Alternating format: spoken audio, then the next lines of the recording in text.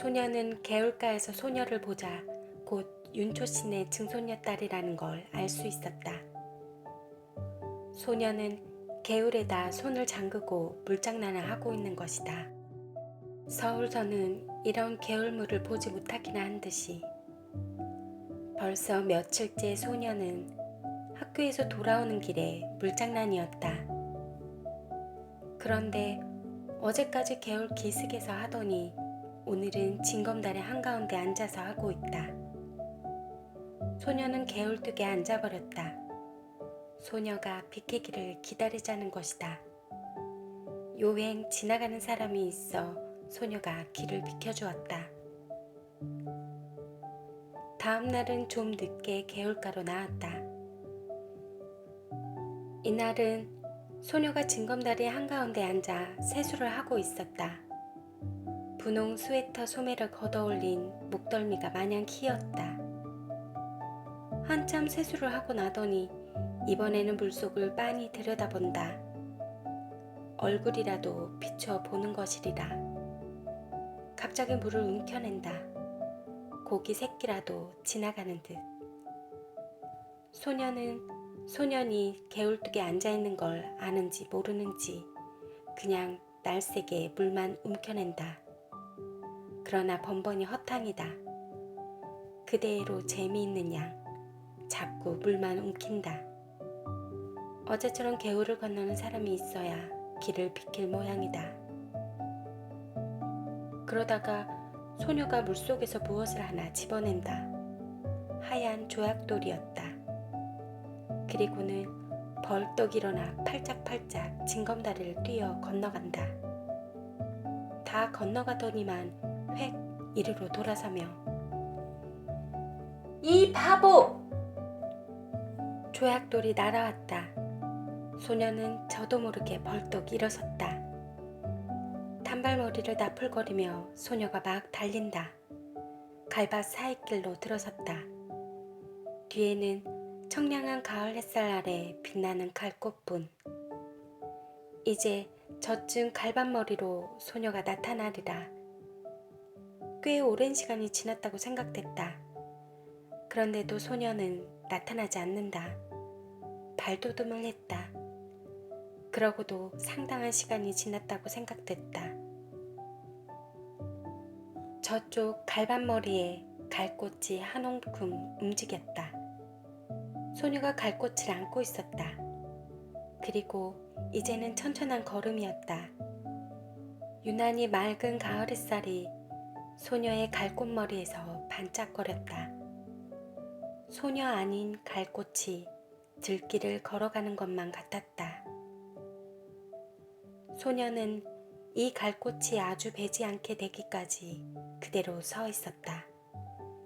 문득 소녀가 던진 조약돌을 내려다보았다. 물기가 거쳐 있었다.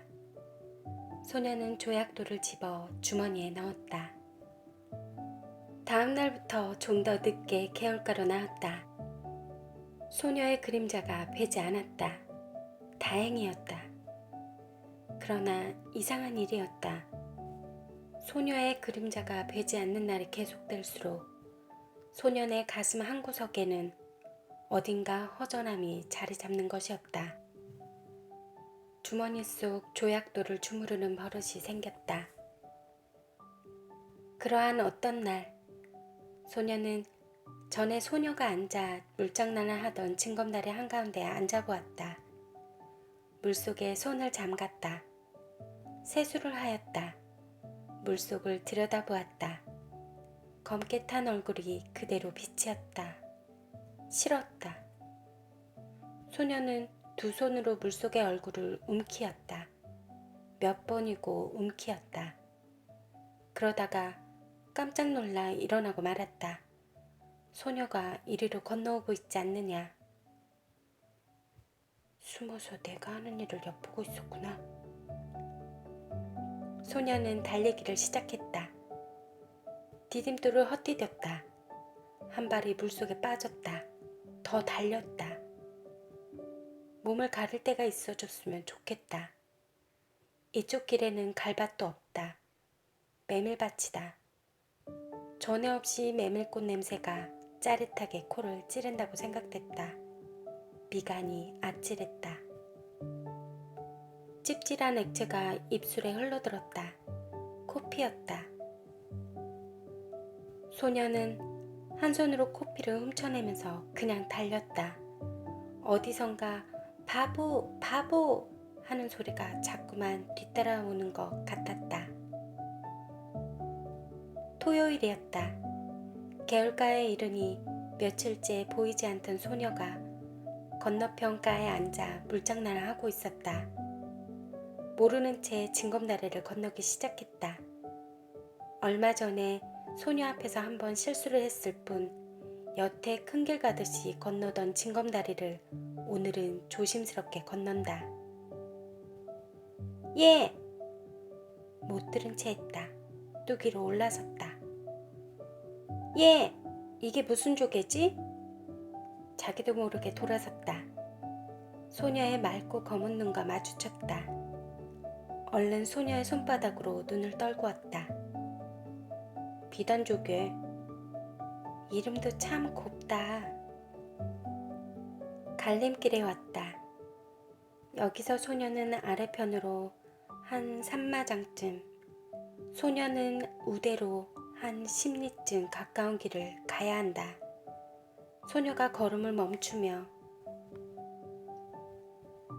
너 저 산 너머에 가본 일 있니? 벌끝을 가리켰다.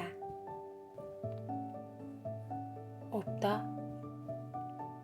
우리 가보지 않으련? 시골 오니까 혼자서 심심해 못 견디겠다. 저래 배도 멀다. 멀면 얼마나 멀게. 서울에 있을 땐 사무 먼 데까지 소풍 갔었다. 소녀의 눈이 금세 바보 할 것만 같았다. 논 사이길로 들어섰다. 벼 가을거제 하는 곁을 지났다. 허수아비가 서 있었다. 소년이 새끼줄을 흔들었다. 참새가 몇 마리 날아간다. 참, 오늘은 일찍 집으로 돌아가 텄눈에 참새를 봐야 할걸 하는 생각이 든다. 야, 재밌다! 소녀가 허수아비 줄을 잡더니 흔들어댄다. 허수아비가 자꾸 우쭐거리며 춤을 춘다. 소녀의 왼쪽 볼에 살포시 보조개가 패었다. 저만큼 허수아비가 또 서 있다. 소녀가 그리로 달려간다. 그 뒤를 소년도 달렸다. 오늘 같은 날은 일찍 집으로 돌아가 집안일을 도와야 한다는 생각을 잊어버리기라도 하려는 듯이 소녀의 곁을 스쳐 그냥 달린다. 메뚜기가 따끔따끔 얼굴에 와 부딪힌다. 쪽빛으로 한껏 갠 가을 하늘이 소년의 눈앞에서 매물돈다. 어지럽다. 저놈의 독수리, 저놈의 독수리, 저놈의 독수리가 매물돌고 있기 때문이다. 돌아다 보니 소녀는 지금 자기가 지나쳐온 허수아비를 흔들고 있다. 좀 전 허수아비보다 더 우쭐거린다. 논이 끝난 곳에 도랑이 하나 있었다. 소녀가 먼저 뛰어 건넜다. 거기서부터 산 밑까지는 밭이었다. 수수단을 세워놓은 밭머리를 지났다. 저게 뭐니? 원두마, 여기 참외 맛있니? 그럼 참외 맛도 좋지만 수박 맛은 더 좋다? 하나 먹어봤으면. 소년이 참외 그루에 심은 무밭으로 들어가 무 2밑을 뽑아왔다. 아직 밑이 덜 들어있었다. 잎을 비틀어 팽개친 후 소녀에게 한 개 건넨다. 그리고는 이렇게 먹어야 한다는 듯이 먼저 대강이를 한 입 베물어 낸 다음 손톱으로 한 도리 껍질을 벗겨 우쩍 깨문다. 소녀도 따라했다. 그러나 새 입도 못 먹고 아, 맵고 지려! 하며 집어던지고 만다. 참 맛없어 못 먹겠다. 소년이 더 멀리 팽개쳐 버렸다. 산이 가까워졌다. 단풍이 눈에 따가웠다. 야! 소녀가 산을 향해 달려갔다. 이번은 소년이 뒤따라 달리지 않았다. 그러고도 곧 소녀보다 더 많은 꽃을 꺾었다. 이게 들국화, 이게 사리꽃, 이게 도라지꽃. 도라지꽃이 이렇게 예쁜 줄은 몰랐네. 난 보랏빛이 좋아. 그런데 이 양상같이 생긴 노란 꽃이 뭐지? 마타리꽃. 소녀는 마타리꽃을 양산받듯이 해보인다. 약간 상기된 얼굴에 살포시 보조개를 떠올리며 다시 소녀는 꽃 한 움큼을 꺾어왔다. 싱싱한 꽃가지만 골라 소녀에게 건넨다. 그러나 소녀는 하나도 버리지 마라. 산마루케로 올라갔다. 맞은편 골짜기에 오순도순 초가집이 몇 모여 있었다. 누가 말할 것도 아닌데 바위에 나란히 걸터 앉았다. 유달리 주위가 조용해진 것 같았다. 따가운 가을 햇살만이 말라가는 풀 냄새를 퍼뜨리고 있었다.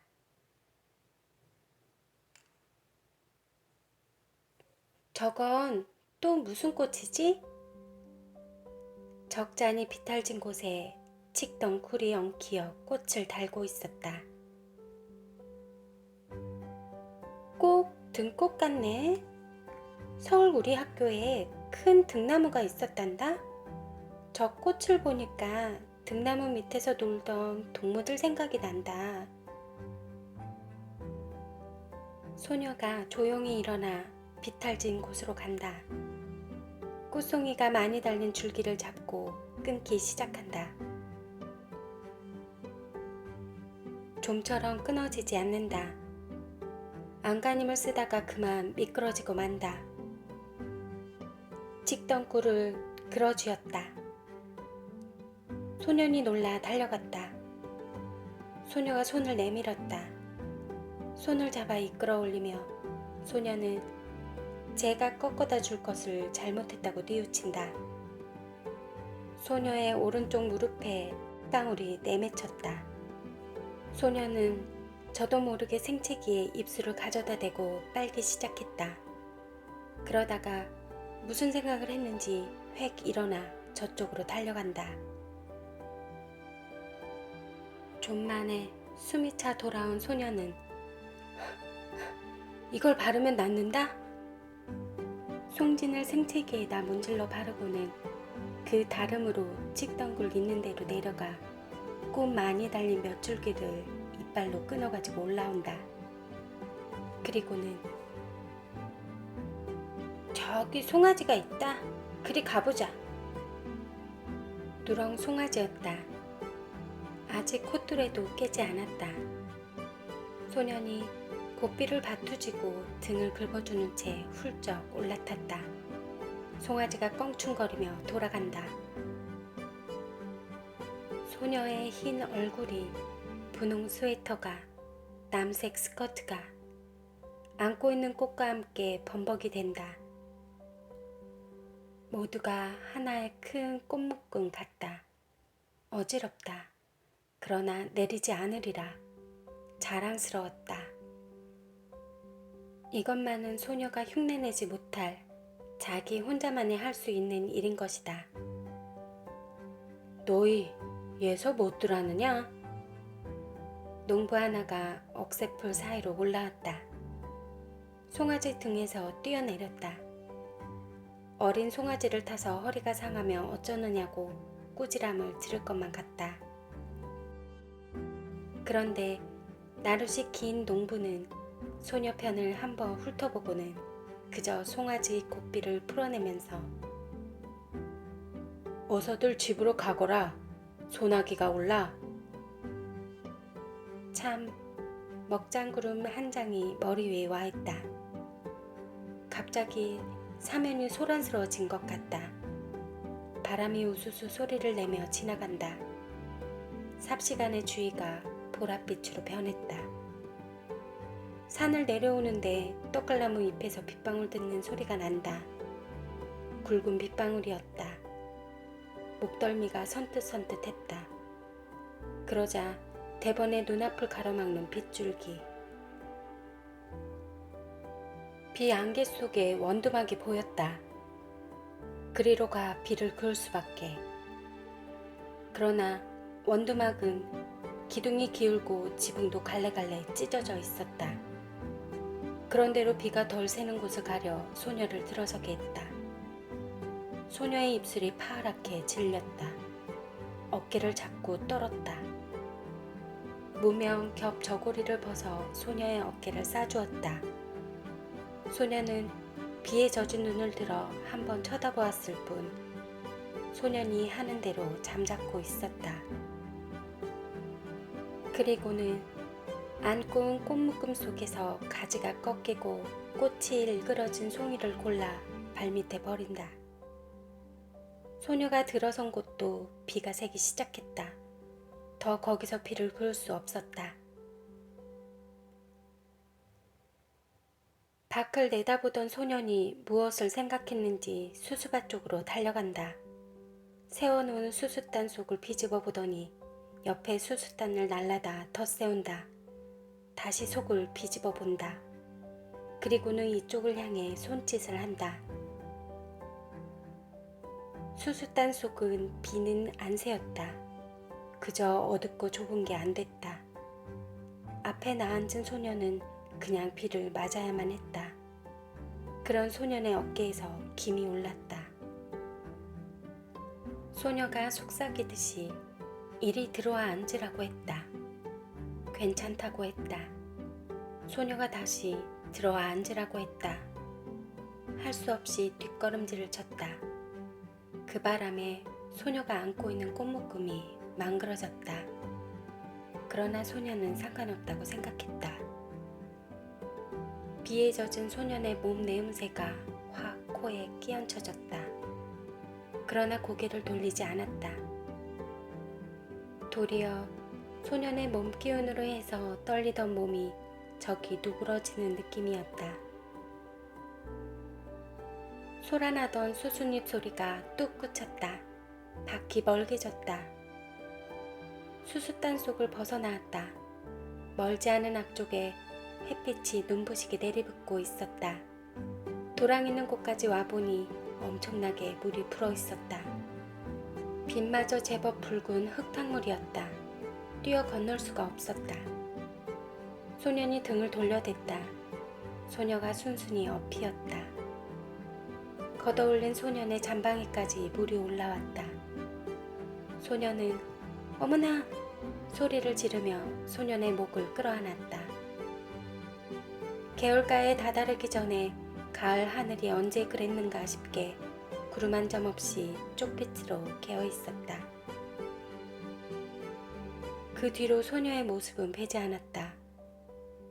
매일같이 개울가로 달려와 봐도 배지 않았다. 학교에서 쉬는 시간에 운동장을 살피기도 했다. 남 몰래 5학년 여자반을 엿보기도 했다. 그러나 배지 않았다. 그날도 소녀는 주머니 속 흰 조약돌만 만지작거리며 개울가로 나왔다. 그랬더니 이쪽 개울뚝에 소녀가 앉아있는 게 아닌가. 소녀는 가슴부터 두근거렸다.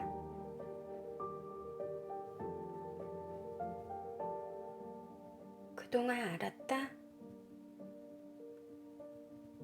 어쩐지 소녀의 얼굴이 해쓱해져 있었다. 그날 소나기 맞은 탓 아냐? 소녀가 가만히 고개를 끄덕였다. 인제 다 났냐? 아직도. 그럼 누워 있어야지. 하도 갑갑해서 나왔다. 참, 그날 재미있었어. 그런데 그날 어디서 이런 물이 들었는지 잘 지지 않는다. 소녀가 분홍 스웨터 앞자락을 내려다본다. 거기에 검붉은 진흙물 같은 게 들어있었다. 소녀가 가만히 보조개를 떠올리며 그래, 이게 무슨 물 같니? 소녀는 스웨터 앞자락만 바라보고 있었다.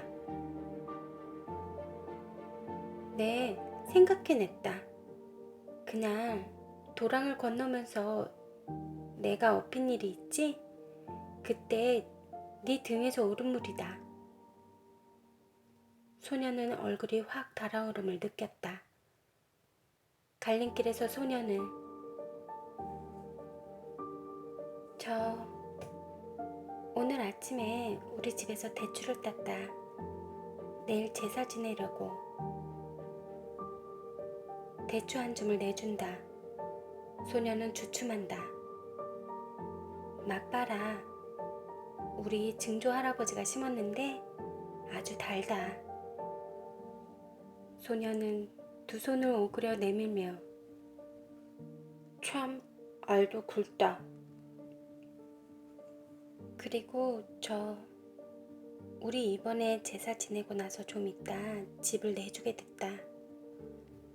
소녀는 소녀네가 이사해 오기 전에 벌써 어른들의 이야기를 들어서 윤초씨 손자가 서울서 사업에 실패해가지고 고향에 들어오지 않을 수 없게 되었다는 걸 알고 있었다. 그것이 이번에는 고향 집마저 남의 손에 넘기게 된 모양이었다. 왜 그런지 난 이사가는 게 싫어졌다. 어른들이 하는 일이니 어쩔 수 없지만.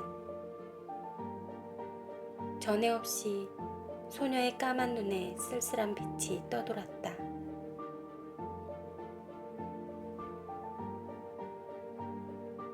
소녀와 헤어져 돌아오는 길에 소녀는 혼자 속으로 소녀가 이사를 간다는 말을 수없이 되뇌어 보았다.